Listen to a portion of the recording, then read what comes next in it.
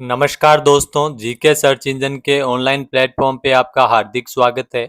आज के इस वीडियो में हम बात करेंगे राजस्थान नगर पालिका अधिनियम 2009 से संबंधित महत्वपूर्ण प्रश्नोत्तरी की। जो आरपीएससी ईओआरओ का एग्जाम है, उसमें काफ़ी सारे क्वेश्चन एग्जाम में पूछे जाते हैं। तो ये जो पार्ट बी के सिलेबस पे आधारित प्रश्नोत्तरी है, जो 40 नंबर का पूरा मैटर है, उसमें 10 महत्वपूर्ण क्वेश्चन आज की हम क्लास 1 में डिस्कस करने वाले हैं। हम उम्मीद करते हैं कि डेली अपनी क्लास है वो आपको मिल जाए। शाम को 4 बजे तक ये क्लास है वो अपलोड होती है।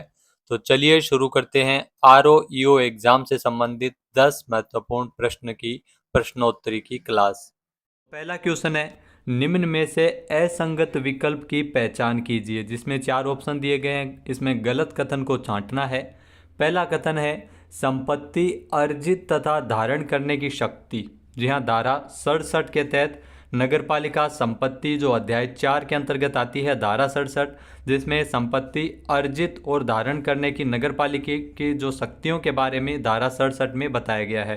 तो ये बिल्कुल सही कथन है, क्योंकि 67 में इसका वर्णन किया गया है, जिसमें संपत्ति को नगरपालिकाओं की सीमाओं के भीतर बाहर और इसके अलावा जो इसमें संपत्ति को कैसे इसमें वो प्राप्त की जाए, जैसे दान के द्वारा, कर के द्वारा या अन्यथा, इस हिसाब से इसमें वर्णन दिया गया है। दूसरा है संपत्ति का निहित होना। ये धारा 68 में दिया गया है। जी हाँ, संपत्ति का निहित होना, नगरपालिका में संपत्ति का जो निहित अधिकार क्षेत्र के बारे में इसका वर्णन है धारा 68 का।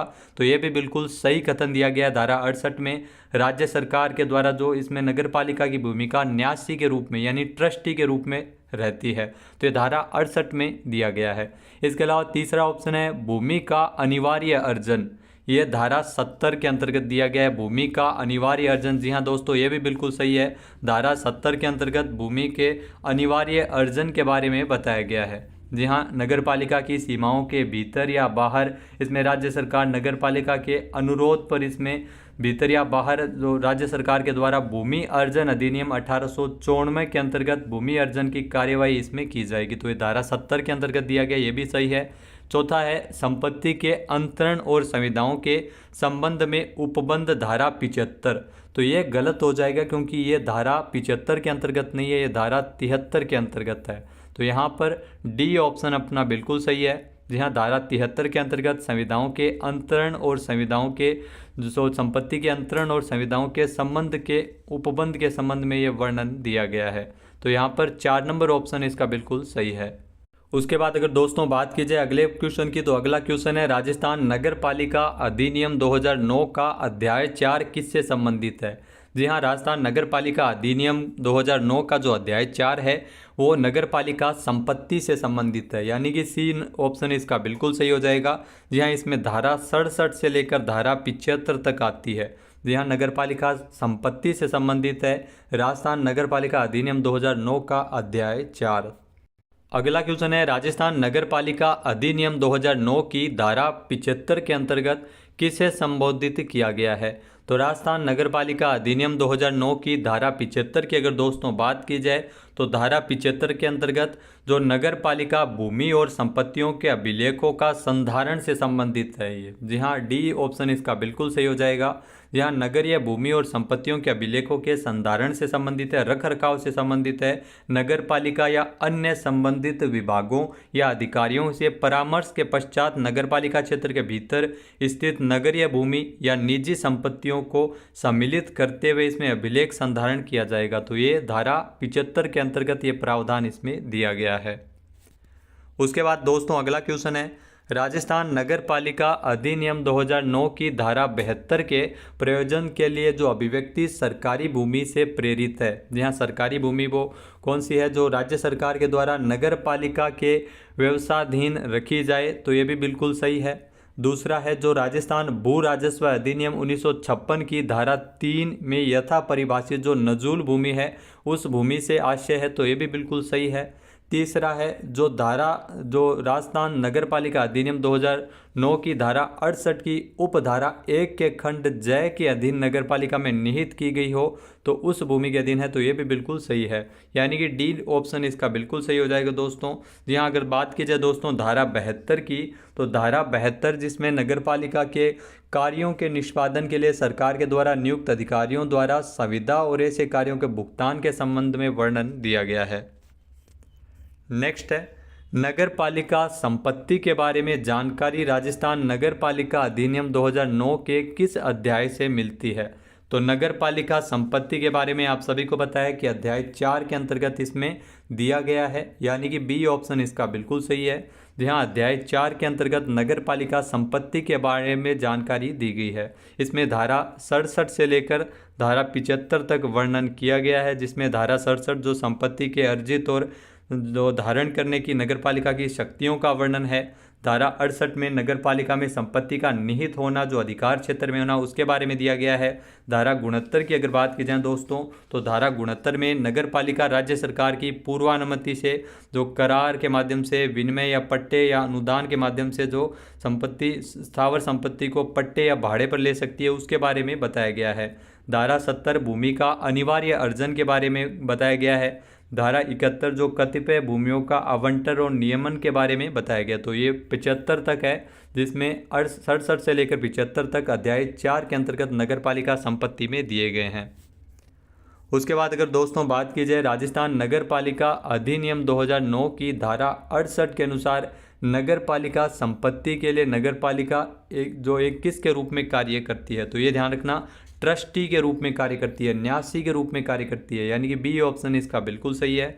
जी हाँ, राज्य सरकार के द्वारा जो इसमें जो इस धारा के अंतर्गत जो संपत्ति है, जो राज्य सरकार के द्वारा जो नगर पालिका को संपत्ति जो न्यासी के रूप में इसमें दी जाती है, राज्य सरकार संपत्ति वापस भी ले सकती है। जी हाँ, नगर पालिका द्वारा अगर कुप्रबंध किया जाए या लोकहित में राज्य सरकार संपत्ति लेना चाहे तो वापस नगर पालिका से ले सकती है। तो न्यासी यानी ट्रस्टी के रूप में इसमें नगर पालिका है वो कार्य करती है।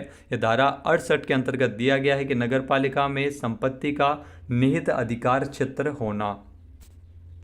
नेक्स्ट जो क्वेश्चन है, राजस्थान नगर पालिका अधिनियम 2009 की धारा 69 के अनुसार स्थावर संपत्ति का अर्जन किया जा सकता है। यहाँ दोस्तों धारा 69 जो राजस्थान नगर पालिका अधिनियम 2009 के अंतर्गत जो स्थावर संपत्ति का अर्जन है वो करार के द्वारा भी किया जा सकता है, यहाँ एग्रीमेंट के द्वारा, और इसके अलावा विनिमय के द्वारा भी किया जा सकता है। इसके अलावा भाड़े या पट्टे पर भी ये लिया जा सकता है, और अनुदान के माध्यम से भी जो नगर पालिका राज्य सरकार की पूर्वानुमति से इसमें स्थावर संपत्ति का अर्जन किया जा सकता है नगर पालिका के द्वारा, यानी कि डी ऑप्शन इसका बिल्कुल ही हो जाएगा, उपरोक्त सभी के द्वारा। जहाँ करार, विनिमय, भाड़े या पट्टे पर या अनुदान के रूप में, तो इसमें भी भूमि का अर्जन, स्थावर संपत्ति का अर्जन किया जा सकता है। धारा 69 के अंतर्गत ये दिया गया है। इसके अलावा जो अगला क्वेश्चन है, राजस्थान नगर पालिका अधिनियम 2009 की धारा 74(2) के अंतर्गत नगर पालिका का कौन सा अधिकारी नगर पालिका की स्थावर संपत्ति का वार्षिक विवरण तैयार करके उसे नगर पालिका के समक्ष रखता है। जी हाँ, ये भी ध्यान रखना, धारा 74(2) के अंतर्गत दिया गया है दोस्तों, जिसमें नगर पालिका का जी हाँ कौन सा अधिकारी है जो वार्षिक विवरण तैयार करते हुए नगर पालिका के समक्ष रखता है, स्थावर संपत्ति का वार्षिक विवरण तैयार करता है। तो ये मुख्य नगर पालिका अधिकारी द्वारा तैयार किया जाता है, यानी कि सी ऑप्शन इसका बिल्कुल सही हो जाएगा दोस्तों। मुख्य नगर पालिका अधिकारी किसी भी स्थावर संपत्ति के जो तालिका में यदि कोई भी परिवर्तन होता है तो उसका वार्षिक विवरण तैयार करेगा और उसे नगर पालिका के समक्ष रखेगा, और एक प्रति निदेशक स्थानीय निकाय को भी ये भेजेगा। तो मुख्य नगर पालिका अधिकारी है, ये वार्षिक विवरण इसके लिए तैयार करता है। तो ये धारा 74 के अंतर्गत दिया गया है। धारा 74 में स्थावर नगर पालिका संपत्ति की तालिका और मानचित्र के संबंध में बताया गया है। अगला क्वेश्चन है दोस्तों, राजस्थान नगर पालिका अधिनियम 2009 की किस धारा के अंतर्गत नगर पालिका संक्रमों के निष्पादन के लिए संविधाएं करने और संविदाओं के लिए उपयुक्त सीमा तक संदाय करने का प्रावधान किया गया है। तो दोस्तों ये धारा 72 के अंतर्गत दिया गया है राजस्थान नगर पालिका अधिनियम 2009 की, यानी कि बी ऑप्शन इसका बिल्कुल सही हो जाएगा दोस्तों। धारा 72 जिसमें नगरपालिका कार्यों के निष्पादन के लिए सरकार के द्वारा नियुक्त अधिकारियों द्वारा संविदा और ऐसे कार्यों के लिए भुगतान के संबंध में वर्णन है। जहाँ धारा 82 में जो किसी भी बात के होते हुए भी नगरपालिका की ओर से किसी कार्य के निष्पादन के लिए राज्य सरकार द्वारा नियुक्त कोई भी व्यक्ति ऐसे कार्य के लिए निर्धारित की गई राशि की सीमा तक जो संविदाएं जो अनुबंध है वो कर सकेगा जो आवश्यक होता है, और नगर पालिका इस प्रकार की जो नियुक्त व्यक्ति के जो ऐसी राशियों का उपयुक्त सीमा तक भुगतान करेगी जो उक्त कार्य के लिए अपेक्षित हो। ये धारा 72 के अंतर्गत दिया गया है। नेक्स्ट जो क्वेश्चन है, राजस्थान नगर पालिका अधिनियम 2009 की धारा 70 के अंतर्गत जो किसकी ओर से कौन भू अधिग्रहण का अधिकारी होता है। तो धारा 70 की अगर दोस्तों बात की जाए, राजस्थान नगर पालिका अधिनियम 2009 जिसमें धारा 70 के अंतर्गत इसमें जो भूमि का अनिवार्य अर्जन का जो अधिकारी होता है जिसमें राज्य सरकार होता है, यानी कि बी ऑप्शन इसका बिल्कुल सही है। जहाँ राज्य सरकार नगर पालिका के अनुरोध पर यह भूमि अर्जन का अधिकारी होता है धारा 70 के अंतर्गत। धारा 70 जिसमें भूमि के अनिवार्य अर्जन के बारे में दिया गया है, जिसमें नगर पालिका की सीमा के भीतर या बाहर नगर पालिका के अनुरोध पर, ध्यान रखना, नगर पालिका के अनुरोध पर राज्य सरकार के द्वारा भूमि अर्जन अधिनियम 1894, तो अधिनियम भी ध्यान रखना, भूमि अर्जन अधिनियम 1894 के अधीन भूमि अर्जन की कार्यवाही की जाएगी और नगर पालिका द्वारा राज्य सरकार को मुआवजा या प्रभारों का भुगतान करने पर वह नगर पालिका में निहित हो जाएगी। तो राज्य सरकार के द्वारा ये भूमि अर्जन का, जिसमें भूमि अधिग्रहण का अधिकारी होती है राज्य सरकार, वो भी नगर पालिका के अनुरोध पर। और ध्यान रखना, वर्तमान में भूमि अधिग्रहण अधिनियम 2013 है वो लागू किया गया। दोस्तों, ज़्यादा जानकारी के लिए आप ऑनलाइन वेबसाइट विजिट कर सकते हैं gksearchinjan.com, जिस पे आपको EORO से संबंधित महत्वपूर्ण जानकारी, योजनाएं, इन सभी की PDF आपको मिल जाएगी। वीडियो देखने के लिए धन्यवाद। जय हिंद, जय भारत, जय राजस्थान।